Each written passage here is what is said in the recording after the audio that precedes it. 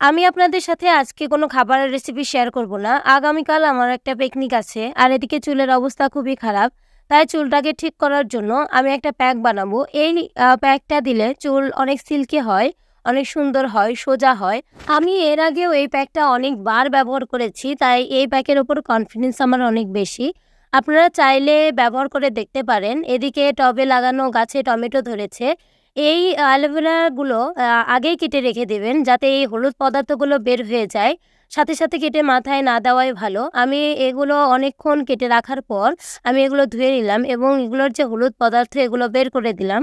এখানে প্যাক বানাতে কিন্তু বেশ কয়েকটা জিনিস লাগবে। তবে এগুলো সবগুলো ইনগ্রিডিয়েন্টস যে মাস্ট এইটা না। আমি বলে দেব কোন ইনগ্রিডিয়েন্টস না দিলেও চলবে।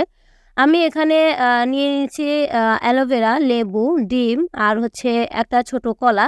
কলাটা এখানে বেশি রাখার চেষ্টা করবেন। আমি কলাটা পাইনি। কলাটা একটাই পেয়েছি।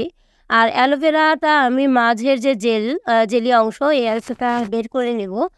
সুন্দর করে বের করে নিচ্ছি। আমার অ্যালোভেরাগুলো চিকন, চিকন এইজন্য অনেকগুলো লেগেছে। আপনাদের মোটা হলে একটা হইলেই হবে। কলাটা ছিলে নিচ্ছি। কলাটা সাগর কয়লা হলে বেশি ভালো হয়। আমি পাইনি তাই এই কলাই নিয়ে এসেছি। কলাটার পরিমাণ অবশ্যই বেশি থাকবে। কলাটাই কিন্তু মূল উপাদান। অন্যান্য উপাদানের চেয়ে কলাটা কিন্তু দিতেই হবে।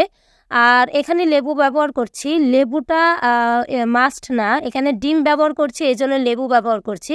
ডিম যদি ব্যবহার না করেন তাহলে লেবু দিতে হবে না, এমন কোনো ব্যাপার না।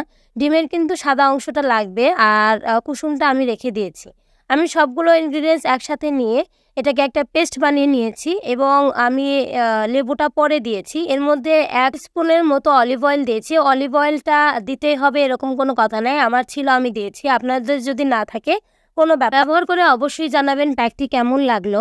আশা করি খুব ভালো লাগবে এবং চুল খুবই সিল্কি হবে। এখানে শুধু কলা যদি ব্যবহার করেন তাও হবে। ভিডিওটি দেখার জন্য ধন্যবাদ। অবশ্যই সাবস্ক্রাইব করবেন। ভালো লেগে থাকলে লাইক, কমেন্ট অ্যান্ড শেয়ার করবেন।